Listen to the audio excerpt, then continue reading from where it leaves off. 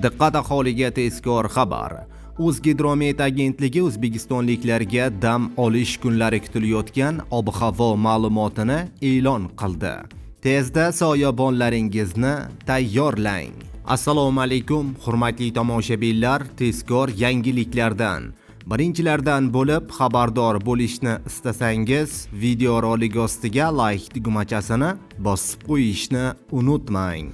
Diqqat qiling, O'zbekistonda 22 va 23 noyabr shanba va yakshanba kunlari harorat kechasi 0,5 daraja, shimolda ba'zi joylarda 2 darajagacha sovuq bo'ladi. Kunduz kunlari esa 13-18 daraja atrofida bo'ladi.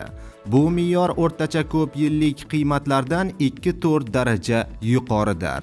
Yakshanba va shanba kunlari ba'zi joylarda tuman tushishi mumkin.